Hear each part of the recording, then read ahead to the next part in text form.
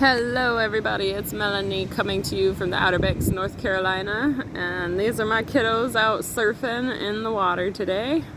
It's not very good right now, but they're out there trying, having a good time, catching some backwash, so like when the waves go in, there's an extra like wave coming back and it smushes them up like you just saw there on the screen, so they've been having a blast doing that. But I wanted to do this video today and say that I saved a life today.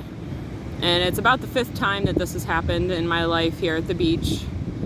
And I was a lifeguard in a previous experience at the age of 16 years old, and I lifeguarded at a, Lily's kind of stuck right there. I lifeguarded at a yacht club, which was on Cayuga Lake back when I was a kid. And never saved anybody, never needed to get in the water once. It was one of the most boring jobs of my life. And yeah, but in order to get that job, I had to take certification course. And it was quite a lot of time throughout the winter at the pool every weekend, learning and growing and learning all these skills. And so funny thing, we moved to the beach and I've used those skills on multiple different occasions. Because I'm a mom, I'm oftentimes watching the water even when my kids aren't in it, because I'm always on guard. And so today there was a man way down, like way down there, and we're sitting way up here, and I was watching, and he got sucked out in the rip current because we were right before low tide, which is a very dangerous time. The waves were much more heavy at that time. I had just pulled one of the kids out, little Miss Olive. She got stuck in a rip current up here and couldn't get herself righted and wasn't in the right place on her board. Even with a surfboard, she was struggling, and I had to go in and help her out. And so I'm watching the water, and this guy gets sucked out in the rip current like a vacuum cleaner was sucking him out. And I didn't know that they moved that fast, but that one moved that fast. And as he was going out, he was getting pulled under here and there. But then he came out and he made it out to the outside sandbar. So like, I'm not paying attention. Where that wave was just breaking, there's a sandbar out there, and he was sitting on it and hanging out. Kind of washing his face off and righting himself, and then started making the journey back in. And I'm watching him. And as he's trying to make this journey, he's swimming, not making that much progress, and then gets sucked right back into that rip current and gets pulled back out again. And I started walking down as he was trying to swim in with a surfboard and a boogie board, which normally I wouldn't have a boogie board. And I told my daughter no, not to bring it. But because God works in mysterious ways, she brought it anyways and had herself a little boogie board. I grabbed my surfboard, and went down, and I stood there and had to figure out who he belonged to. I didn't know what group or family. These 2 girls are standing there watching him, and they're concerned. And I said, "Is he okay?" And they're like, "Yeah, he's fine." I was like, I don't really feel that he's fine. And they're like, "Well, he swims like for his job. He's in the military." I said, "Yeah, but that's like a really heavy current, and he seems to be struggling, and he doesn't really know what he's doing." And they're like, "Yeah, well, I'm not going in after him." They said, "Well, that's why I came down, but I just wanted to see like what you all thought." I'm getting bit by a fly. And they're like, "No, I think he's fine." And he started coming back in again, and he got real close to shore. And then he sucked right back out again, and I was like, shit, man, I'm gonna have to go out and do this again. And it's cold. I didn't have a wetsuit on.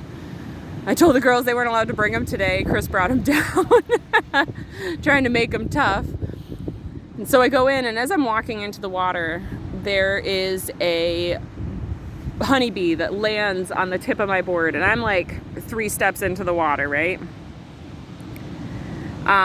This honeybee lands on my board, and so I turn back around, not thinking it's kind of an emergency, but not that much of an emergency, and I'm like, I'll just take him back.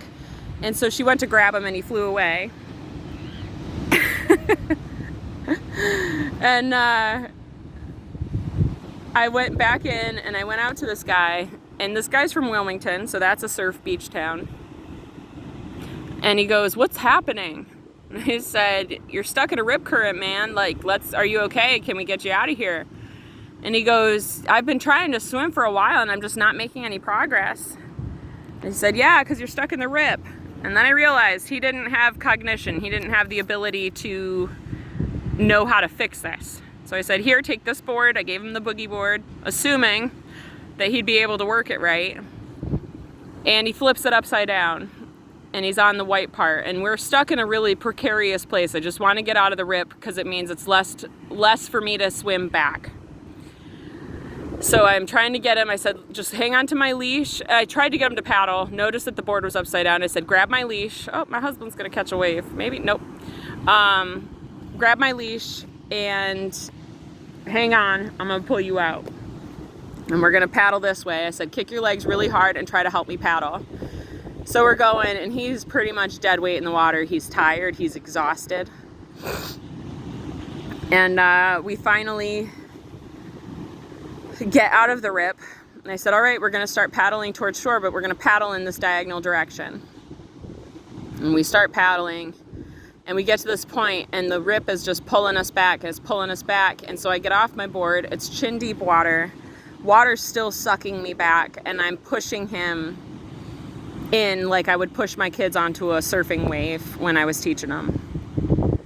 And he's barely moving, and he's 220, 240 pounds of like muscle. There's not an ounce of fat on his body, so he doesn't float at all. And he's a brick, and I'm pushing, and in my head I'm terrified, thinking I'm gonna die out here because I'm here to save this guy, but who's here to save me? And I heard my friend Corey Banks, who has a YouTube channel, and y'all should check him out because he's doing Bible verses like on the daily now, which is awesome. And all of the messages that he gives always have relevance in one way or another. And he said, "Do it for the service of the Lord." And that was on Friday. And I was going through some stuff, and I had to prep for this whole farmer's market adventure, and I was really struggling, and I just kept hearing his voice say, "Do it for the service of the Lord." And so today, as I was paddling and paddling and paddling and tired and exhausted and cold and pushing and trying and scared, I heard his voice say, "Do it for the service of the Lord." And I said, "Please, God, help me. Just help me." And I gave him one last push, and I yelled to the girls on the shore, "Please help get him out. He's really struggling. Please help him." And so they helped pull him out. I dragged myself out. Ooh, somebody just ate it. It was Lulu. Ooh, Chris almost just ate it. This is an adventure today, y'all. I said, help him, and they helped him, and I was able to get out. And as I got out, I got to shore, and I said, "If you ever see this happen again," they're flying. "If you ever see this happen again where somebody's struggling like this, you need to call 911. And they're like, "Oh, really?" And I said, "Yeah, he's very lucky, and this was bad." He wasn't able to comprehend very much, and he only responded in simple answers because he was so tired and he was so cold, but you would never have known. And we talked about this with the kids afterwards. He was silently drowning, and that's why people drown, because it is silent, and people think they're not struggling, but they are. It might have been an ego thing, being this big burly man, this big muscular man, and you're so strong and you're so capable, and yet the ocean definitely has more power than you. And if you're not paying attention and you're not listening to what's happening, and you take that ego trip, and probably drinking and drunk and a college kid and living his quote-unquote best life, drinking and being stupid, he almost died. And not only did he almost die, like I could have died in the process trying to save him. And the thought went through my head, do I just leave him here and I call 911? And I said, no, I'm not going to do that, and I'm strong enough and I'm capable enough. So we got out, and I started walking back, and my daughter came to meet me halfway. And she was the daughter that told me I didn't need to go, and was kind of embarrassed that I was like making this trip and journey to go help this person, because I was being nosy. Like, I think that was what she was expecting, and that it was just like he was going to be fine. And she met me halfway, and I burst into tears. And I was really grateful I was alive. And she didn't realize that it was that impactful, I don't think. And I got back and my friends asked if I was okay, and I said I was really scared and I thought I was gonna die today. And they said, we saw you really struggling. Mark was on his way down to help by the time we got out, but he's got a busted ankle and his wife is dealing with some issues, and really there wasn't much help as to who was able to assist, you know? And as I talked to my youngest daughter, she held my hand with me as I cried and walked to the shower. She said, I said, I'm scared that I almost died. And she said, God wouldn't do that to you. You know, kids are so powerful in the things that they're able to comprehend and work through, you know. And she rubbed my arm and she held my hand and provided comfort when I needed it. Sorry, I had a fly biting me there. And I came back and like took a shower with my hair. I rinse it out every time I go in, and walked back and relaxed for a while. And after relaxing, our friends headed home.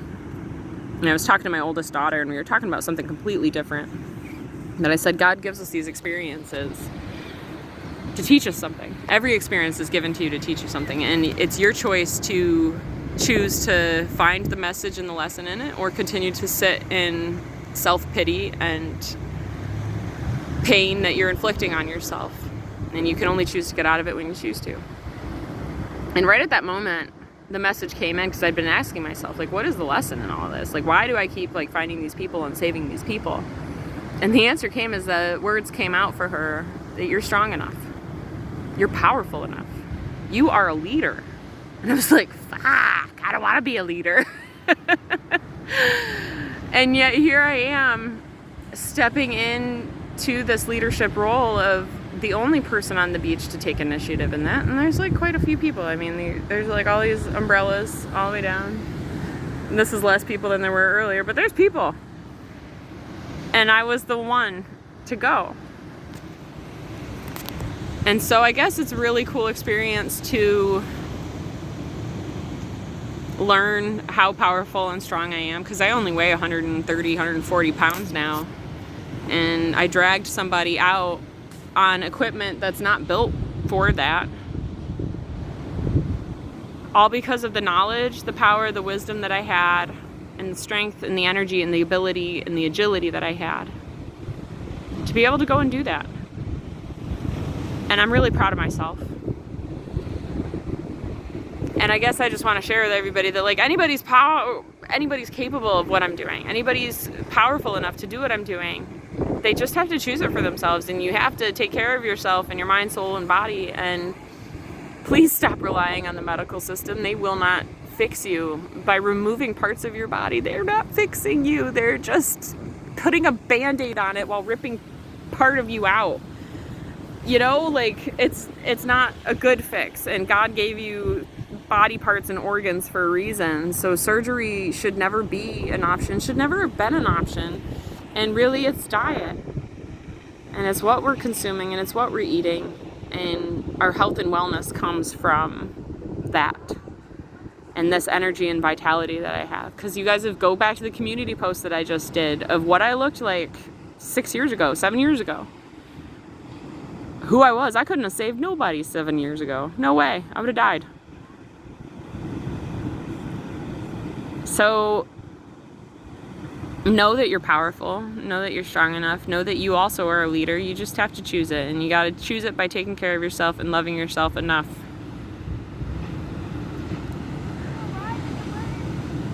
Loving yourself enough. All right. Sending you all so much love, so much peace, so much namaste. I hope this lesson serves somebody out there. Oh, here is a PSA. There's some people coming down here. I'm not going to put their kid on video, but these are heavy waves. My kids are very strong and powerful swimmers and surfers, and they've been in water like this now for 3 or 4 years. And so have respect for the ocean. know the power of the ocean. And if you feel wobbly when you're in the surf on the shoreline, just stay there. Don't jump all the way in, because drowning happens so easy, and I can tell you there's way less people out there that are willing to save and help you than there are people willing to save and help you. And it would have taken the Coast Guard and the lifeguards, he was minutes from drowning. Minutes. So yeah. With all that said, sending you so much peace, so much love, so much light, so much namaste. Adios, everybody.